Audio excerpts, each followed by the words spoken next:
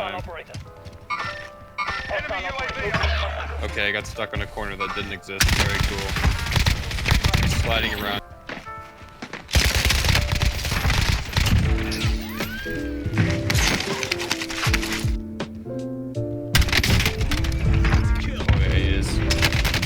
Text me. No way, nice. Oh, dude, staircase play. Okay, you idiot. There he is. Nice. Nice. Nice.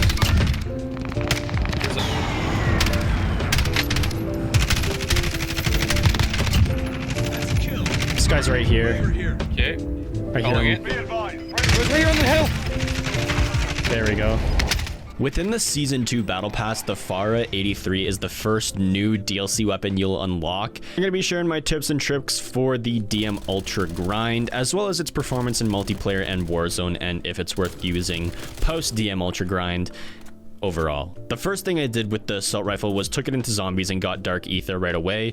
This means that I not only would have dark ether, but I would have the weapon leveled up and have access to all attachments. The next thing I did was went into Warzone, and you guys saw the Warzone gameplay. It's okay. A weapon that a lot of people are saying it's very close to or very similar to is the FFAR in Cold War, and that's true. It is a fast firing assault rifle that does really well at close range, and Swag posted a video the other day saying that it was better than the FFAR, but I honestly don't think it is. Maybe for good players it is, but overall the recoil is still pretty high, and I feel like it's not as hard hitting as the FFAR. Of course, stopping power rounds is a different story, but I feel like the recoil is a little bit stronger and it's harder to control, at least on controller, compared to the FFAR, and it's not as good as long range, where the FFAR you can at least do some damage at long medium ranges, but with the FARA 83 you're not going to be doing that whatsoever.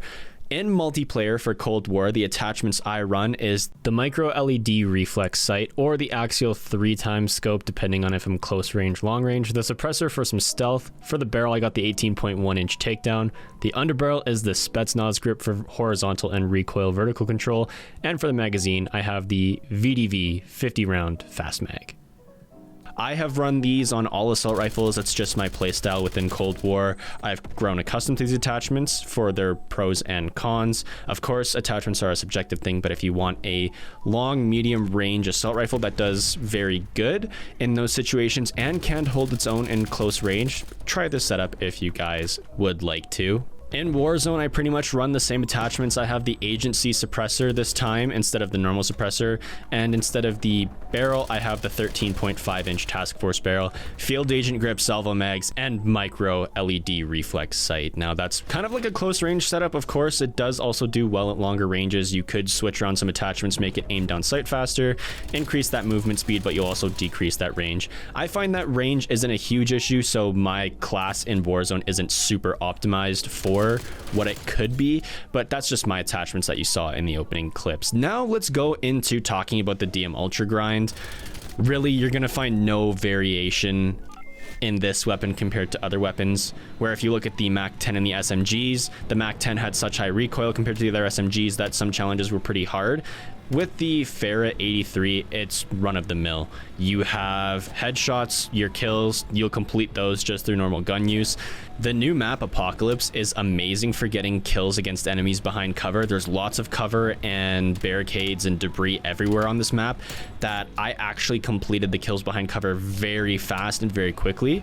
The long shots aren't that good for Apocalypse, so I just did those in hardcore domination. Just kept my distance as far as I could from the enemy and then just one-tapped my enemies. Also, speaking about damage in hardcore, it's 1 to 2 shot kills depending on where you're hitting the enemy at all ranges. It's very similar to the rest of the assault rifles. Now, damage wise compared to the FFAR in Cold War is pretty even. I feel like the FARA has a little bit of a higher damage output within Cold War, but a slower fire rate compared to the FFAR. So depending on what your preferences are, you might find the FARA easier to do in hardcore rather than core. I did a little bit of core with the FARA and got some decent camo challenges done, but once I went into hardcore, it was a breeze. Getting kills while enemies are detected by score streaks or equipment was super easy for me. I completed this category extremely fast. Once again, Apocalypse was really good for it. It's a small map where your field mics are going to be picking up large areas of circumference, where you're going to be getting a lot of kills in highly active areas, and there's lots of hiding spots on Apocalypse to hide your field mics. And spawns are super predictable as well, so when you pop a UAV or a harp, you're going to be getting a lot of kills towards this challenge done. My very first game on Apocalypse, when I started the camo grind, I got 15 out of 75 kills while enemies were detected. That was just me running the gun normally, not doing anything too crazy. I wasn't even focusing on the challenge. That's just how it happened. Now, that could be because my team was dominating and we were controlling spawns, as well as I was popping off that game.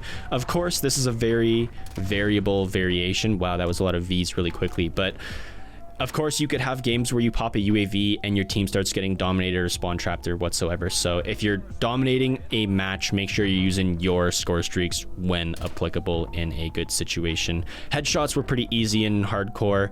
In core game modes, I figured headshots to be pretty easy as well. I didn't really have struggles in core. And then double kills, super easy. Bloodthirsties, super easy. I actually did a lot of my bloodthirsties in the combined arms assault game mode when I was trying to get some long shots as well.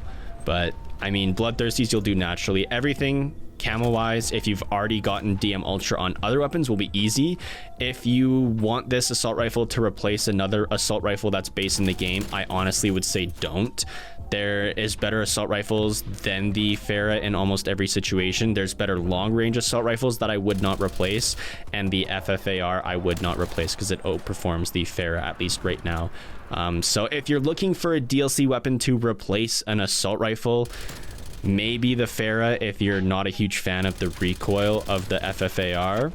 But other than that, you don't really need to replace anything in the base weapon game. So if you are just going to get gold on this gun because you like gold and you're not very experienced, it will be a mediocre experience for you. You'll struggle here and there, but it's for those who know how gold camos go, it's a breeze. It's run-of-the-mill.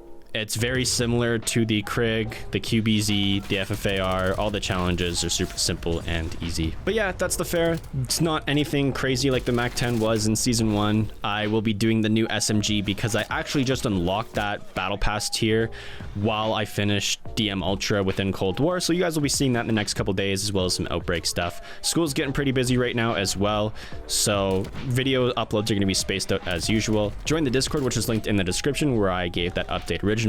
Subscribe if you guys want to see some more videos like this in the future. Leave a like if you did enjoy, dislike if you didn't. There's no hard feelings, and if there is one, I'll see ya in the next one. Peace.